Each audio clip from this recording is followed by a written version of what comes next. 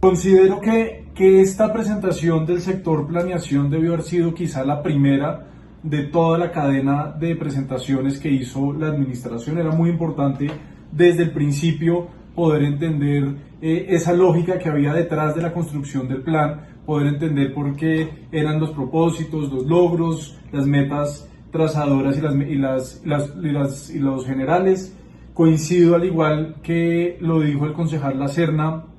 en la dificultad de navegar este plan de desarrollo. No es fácil entenderlo, no es fácil hacer toda la relación a lo largo de su lectura, y eso dificulta también el seguimiento y el debido control político que le tendremos que dar. Yo sí, digamos, muy respetuosamente también le sugiero a la administración, como lo hace el concejal Lacerna, en la medida de lo posible, poder simplificar aún más esa estructura, y por eso insisto que debió haber sido el primer sector en haber presentado, para poder haber hecho estas recomendaciones en su debido momento y haber ajustado los demás sectores en ese sentido. Entre más simplificado, entre más sencillo, entre la lectura sea más fácil de entender, de hacer seguimiento, pues también lo podrán hacer los distintos grupos ciudadanos, las diferentes personas que están interesados en que este plan de desarrollo se lleve a cabo de la mejor manera posible y que le hagamos seguimiento. Yo tengo una gran preocupación por la dependencia jurídica de la creación de la región metropolitana, de la Bogotá región. Coincido plenamente con el principio y la necesidad que lo tengamos. Las grandes ciudades en el mundo desde hace décadas se planean no solo en función de su ordenamiento territorial urbano, sino sobre todo en la planificación regional. París, los 20 distritos de París no serían lo que son sin la articulación de la isla más grande. Lo mismo pasa en Londres, lo mismo pasa en Tokio, en las grandes ciudades chinas, en Nueva York, Chicago, San Francisco, Los Ángeles. Hay sin duda una articulación regional, la Gran Buenos Aires, Ciudad de México, Sao Paulo, Río de Janeiro, la lista es infinita. Bogotá es quizá de las pocas ciudades en el mundo, capitales, no solo capitales políticas, sino sobre todo capitales económicas, que no están integradas en la planeación, en el transporte, en la seguridad, en el medio ambiente, en los recursos naturales, que no está integrado a su región. Es de las pocas ciudades en el mundo que eso pasa, y eso ha dificultado muchísimo que podamos generar un desarrollo conjunto.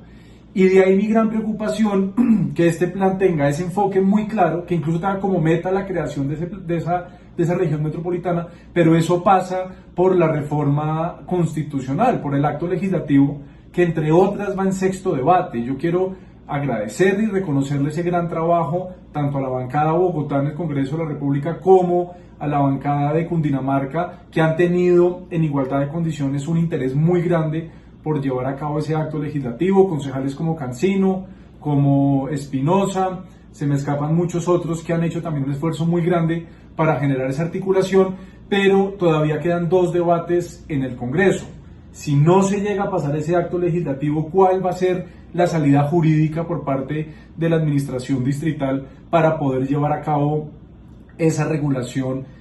insisto, jurídica, para que podamos tener esa planeación deseada? La voluntad es muy importante, y qué bueno que tanto el gobernador García como la alcaldesa López tienen esa voluntad política para trabajar de manera conjunta, pero ya vimos lo que pasó en la administración pasada, cuando no había un interés político real por una de las partes, y podría volverse a dar en el futuro. Recuerdo una conversación con Carmenza Saldías, que nos decía que en 2003, espero no equivocarme en el año, ya le había pasado a Bogotá algo similar, que llegó hasta 8º debate esa reforma constitucional para que Bogotá pudiera conformar su área metropolitana. Recuerden que ella ya había sido secretaria de Hacienda y de Planeación y conocía la importancia de poder tener ese instrumento, pero que desafortunadamente en ese último debate entraron intereses de otras regiones y frenaron esa posibilidad. Yo espero sinceramente que no vaya a ser este caso, que no vaya a ser el caso esta vez, pero sí me queda esa gran preocupación. Hay teorías que dicen que quienes manejan las grandes áreas de tierra y el uso del suelo en los municipios aledaños se oponen a que exista esta área metropolitana. También hay voces quienes insisten que son los intereses de otras regiones del país las que se oponen a que Bogotá por fin pueda organizarse con sus municipios vecinos para poder ser esa potencia regional en términos internacionales que debemos ser. Entonces sí quiero dejar esa duda de qué pasaría jurídicamente si se cae esa vía legislativa de poder conformar esa área metropolitana. Frente a las Smart Cities, como dice Carrillo, y coincido con él cuando dice que hay que usarlo en inglés para poder generar mayor atención y seriedad, es un tema que hay que manejarlo con pinzas, pero que debemos ser conscientes de la importancia de tener. Por un lado, no podemos caer en la trampa de esas grandes multinacionales que han venido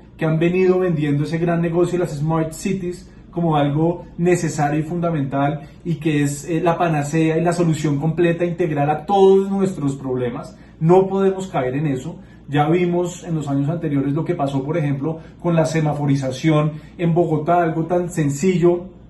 supuestamente, tan básico, tan necesario, el lío jurídico y económico en el que estamos con una de estas grandes empresas que se dedican en el mundo a vender esas soluciones de Smart Cities. Entonces, primero hay que tener cuidado con eso. Sin embargo, no podemos seguir planeando la ciudad con información análoga. Un ejemplo muy concreto, la encuesta de movilidad año 2018-19 se hizo de manera análoga, una encuesta con papel y lápiz, yéndole a preguntar a las personas cómo se movilizan, cómo se mueven en la ciudad. Hay modelos en el mundo, por ejemplo, un caso Madrid muy concreto, en el que el Ayuntamiento de Madrid hizo una alianza con una de las empresas de telecomunicaciones. Es